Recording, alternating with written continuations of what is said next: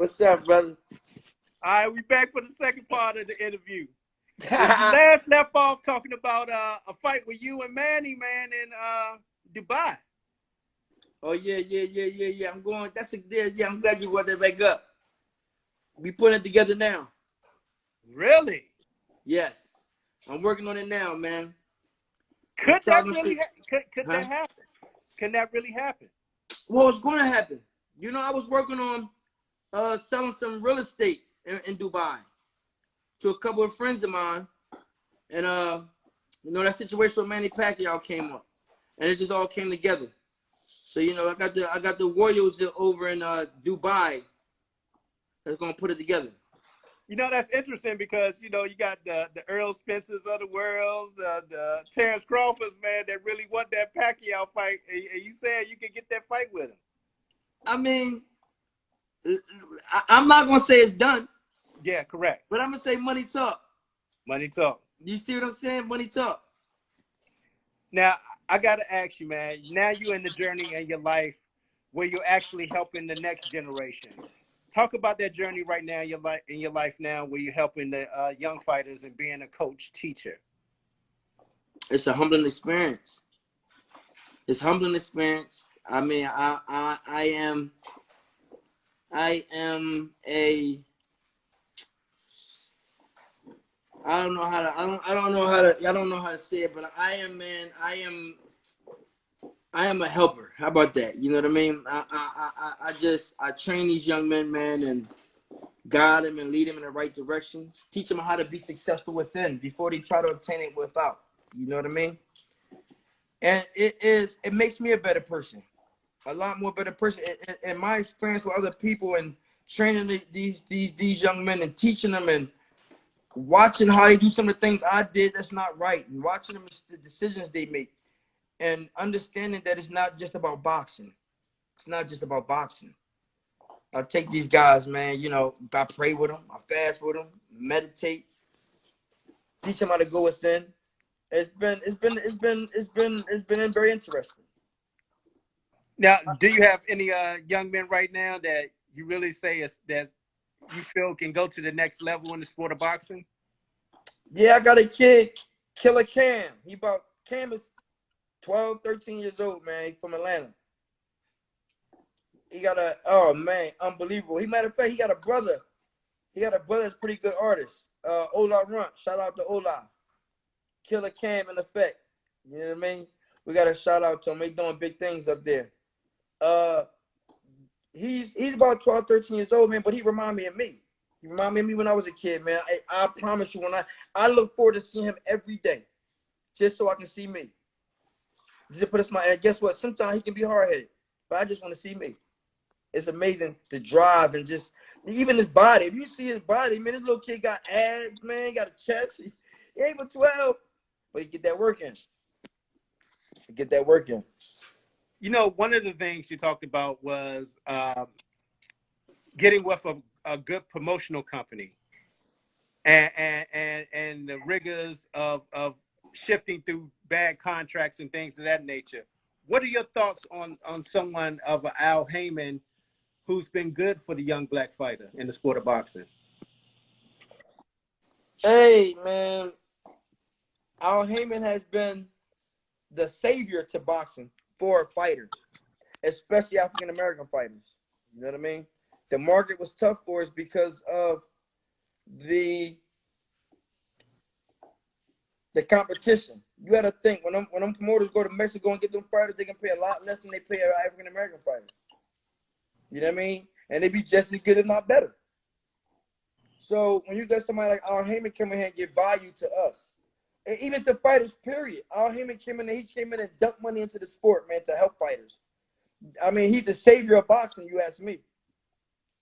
Yeah, because people like Leo Santa Cruz has nothing but praise for him. I think even his son named after Al. And guess what? I never made no Al Heyman money. You know what I mean? I never made money with him, but what he did for the sport, man, was amazing. I take my hat off to him, man. Kudos to Al Heyman. Yeah, because you heard Floyd talk about him so much and how much love he has for Al Heyman. Listen, I remember when Floyd met Al Heyman. He came to me and told me, I forgot. I mean, Sam Watts is the one that introduced him. So Floyd come to me and tell me and said, man, the whole game is changing now because you know why? They didn't show him how you don't need a promoter, how to go to the networks, how to make more money off of your talent, not give you a contract here and I'm going to pay you this. But really, you got this. Really, it's this on the table. But I'm going to give you a fraction of that. Al Heyman went all around that, man, changed the game. You see how much money and how much time, how many fighters around here respect Al Heyman, man, because of the money he been paid them. The promoters wasn't paying fighters that kind of money, man. Wasn't doing it. But he took over the game with it. You know, as we wrap things up, man, I want to first say I truly appreciate your time today, giving your insight and knowledge on the sweet science of boxing and life in general, man, because, you know, my signature question I like to ask before we wrap it up is, you know, we go through the trials and tribulations of life. What's the toughest thing that you've been through in your life, and how did you overcome it?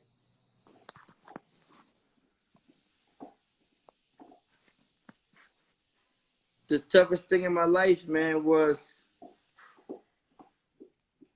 being an entertainer for 35 years since a kid. And I remember I didn't want to be a boxer because I thought I was tough or because I love boxing. I didn't have no attraction to it. I did it because the only way I seen out. It's the only way I seen out, man. You know what I mean? And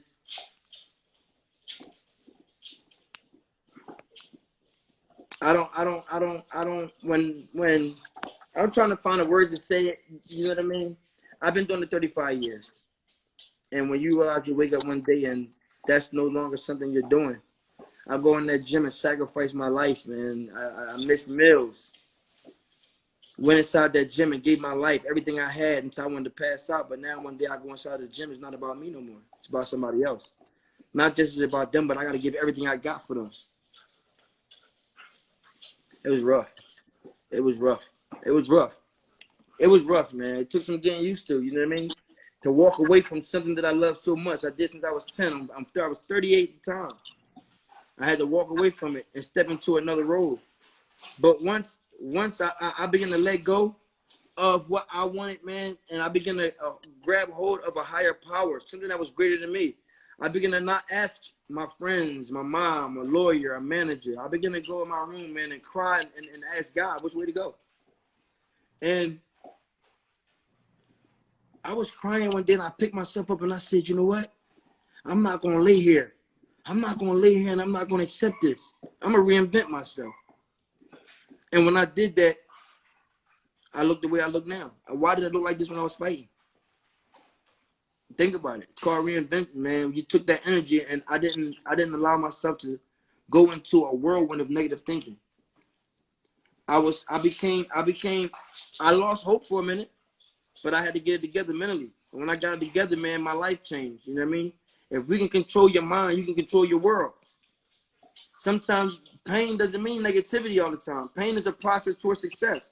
And because it hurt, we want to run from it. And we want to dislike it. We want to hate it. But pain is good. Pain is good. No, did the fasting and praying get you to that point? The reason why, because when I was in a trying moment like that, it's what I call emergency spiritual surgery. I was going through a war within. So starve my flesh. I had to refrain from giving my flesh any kind of desire. I didn't eat, I didn't drink, I just prayed. And what that does is it disconnects the physical from the conscience. And it helps you be able to connect to God more. Because when you keep feeding the flesh, you got to remember you're mastering feeling the flesh. Feeding and feeling. When you feed it, you're feeling good. You don't like that feeling. But when you disconnect from a good feeling to the flesh, you can connect with a higher power. It's a spiritual power. And it's strong. And it comes from faith. It strengthens your faith. I guarantee you, if you sacrifice, let's do a challenge. What's today's date? Oh, what is today's date? September 10th. No, 10, 11, 12, September 13th. I want you to call me back. But from today until then, I want you to fast. And I want you to think about something and pray on it. On the 13th, I want you to tell me that if anything happened, any moves in the direction, tell me if you got a sign about it. Just 3 days. Just do it. I want you to fast. Now, when you fast, it has to mean something to you. Meaning, you can't say, okay, for these 3 days, I'm not going to eat no chocolate, even though you only eat that once a month. You hear where I'm coming from? I want you to give something up. I want you to make a sacrifice. That's what it's called, a sacrifice to something good. You do it, you think about it, you pray on it.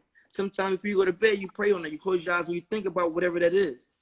And you're going to see how it manifests in 3 days. Just try it. Now imagine if you did it for 5,000 hours and you mastered it. Anything you wanted would happen. If you wanted 100,000 people viewing this right now, they'll be on there. But you're looking for it outside. But when you start thinking about it, envisioning it, and praying on it, and fasting towards it, it's going to happen. It's just going to be like, dang, how that? That's when people going to say, man, you lucky, man. No, I'm not lucky. I'm connected with a higher power. Our mind is so strong, man. It's so strong. When I changed my way of thinking, my whole life just changed. It's just been, and I'm just thankful. I'm just thankful, man.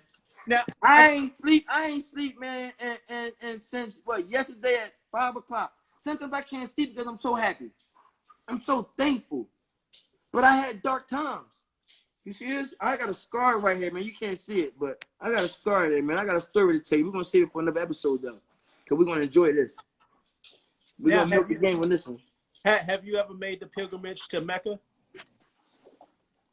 Nope, I will, inshallah. I will, though. I haven't. You have been to Africa, though. Yeah, I've been to Senegal, South Africa. What was the experience like going there?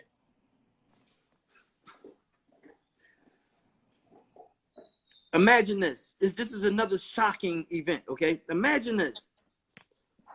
Do you see what's going on out here right now with race in the world? In America, you got they're saying the cops killing the black people. You know, you see what's going on in the news every day. You see it. But over there, it's the other way around. It's the other way around. If there's a Caucasian, you know how they call, what they call them, Karens. you know that what they refer to Karens as? Well, over there it's Shaquishas. They black that's like that towards the other way around. So when you see favor and you see favor over there, it's not the other way around, man. I'm not saying anything is right, anything is wrong, and I'm not going into the you know what I mean, the whole discussion of race, but it's totally different.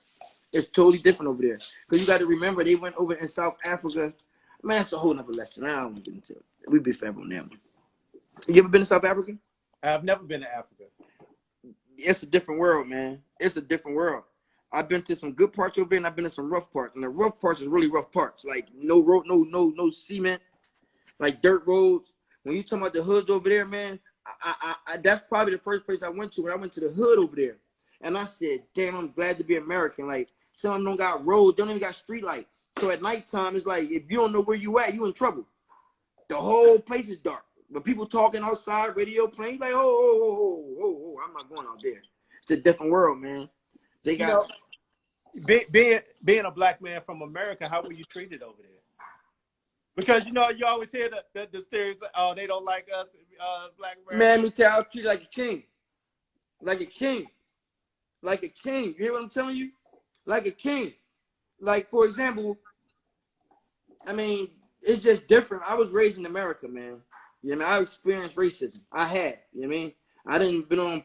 I have experienced it at the worst. You know what I mean? And I can tell you that to feel like that and to feel belittled and to feel like you're not worth anything because of your color and there's nothing you can do about it. And as a child to deal with that, psychologically, there's an effect of it. So when you go to a place when it's not like that, but the other way around, that makes you feel more human. You understand? It's a different connection then. Like, wow, I'm not that bad. I'm not horrible. I'm not a heathen. You know what I mean? So you go over there and they look at you different, and them same people over there rush just to speak to you and rush to hold the door open for you. And it's like, wait. And you know what it made me feel like? Why do we have to think? Why is race a subject? Why does it have to be a subject? That's what I thought about when I went over there. I don't want to treat nobody like that. I don't want nobody to feel like that. I don't care who it is. I don't care if it's white or black. I don't care what it is. My family is a rainbow. You know what I mean? All types of nationalities in my family. But it's something we have to deal with. You know what I mean? I love all people, man. And animals. Yo, I'm a lover of life. Speaking of animals, man, I know you into the dog training, man. Could a pit be a good dog to train? Because I'm into the American bullies and the pit bulls. Oh, they excellent dogs, man. Excellent dogs. They just got a bad rep. They just got a bad rep. I wouldn't. If you walk down the street with a pit bull, I guarantee you nobody's gonna walk near that dog. The police is gonna be looking at you. Some people don't even want you near on their property with that dog. Some places you couldn't even move into with that dog. You know what I mean? You see my dog? Yeah, I seen him. Which one? The black one. Yeah. You see that? Guess what? You see that? And that dog will eat something up in a minute. He fully trained. You see what I'm saying? But you would never know it. You never know. It's a friendly looking dog. You know what I mean? But she don't play. Do you find peace of mind when you're dealing with your dogs? Man, listen. If you feed a dog one time, he loyal to you for life. He loyal to you for life, man. You hear what I'm telling you? I don't care what it is. You tell a man no once, he'll despise you for life.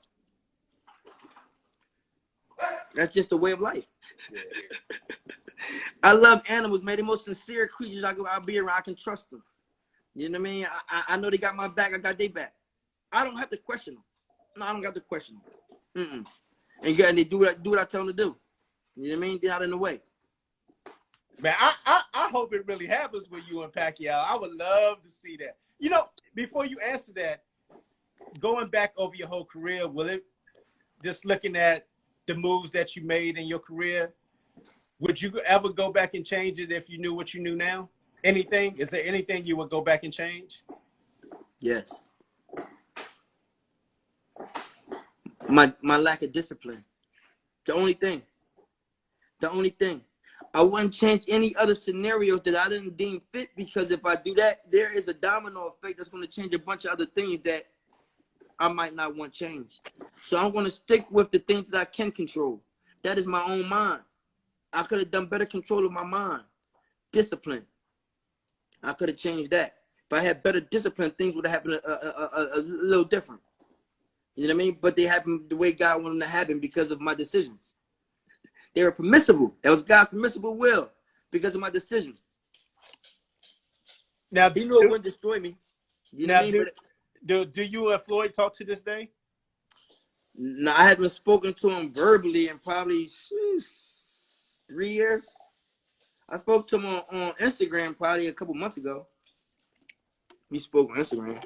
I just sending him just condolences for things he was going through a couple times. You know what I mean? He was just talking to me. We talked back and forth. You know what I mean? That was it. Oh, man. Hey, man, once again, I really appreciate your time coming on the ropes today, man. It was over an hour discussion today, but I truly enjoyed it. Well, me too. And we got to do it again, brother. Definitely. Yeah, you down in the Atlanta area, right? Yeah, where you at? Yeah, I'm in D.C., but my family down there in Macon, Georgia. Dang, that ain't too far. That's right down the street. Yeah. And you got to pull up. Yeah, let me know when you're in town, man. I got you. We're going to hang out. All right, I definitely will, man. I truly appreciate the time today. Don't matter if you box. Nah, I don't box, though. What? You not going to win, too? I want to come get some training, though, man. I'm trying to get I'm damn near 50, coach. All right, listen what we're going to do. I'm going to train you. I'm going to train you for 6 weeks, and I'm going to get you we're going to do a charity fight with you. All right? I don't know about it. You're going to fight Beetlejuice. You're going to fight Beetlejuice. I'm almost... You want to fight Beetlejuice, man. We're going to have a charity fight. You can't beat Beetlejuice? Come on, man. You got to just lose some weight. We're going to get a charity fight. All right, coach. All right, champ. Good work. I appreciate your time as always. No doubt, man. Have a good one. All right, take care. All right, there you have it. That was Coach Zahir, King Raheem. Hey, man, check out part 1 of this interview. And this is the second part to it. You know, with Instagram, you only get an hour, so then I had to bring him back on for the finale to finish up. And I truly hope that does happen, man. Him and Pacquiao. You know, the young lions wanted they shot at Pacquiao, but if he can get it done, well, with him and Pacquiao, I would love to see that, man. Definitely, man. You see, he's still in great shape, tremendous shape, man. He said he in better shape than he was when he was fighting. So, once again, I truly appreciate everyone tuning in. That others know about the On the Ropes Instagram Live, bringing you the hottest interviews in the game. And once again, I thank everyone for tuning in. On the Ropes, I'm out.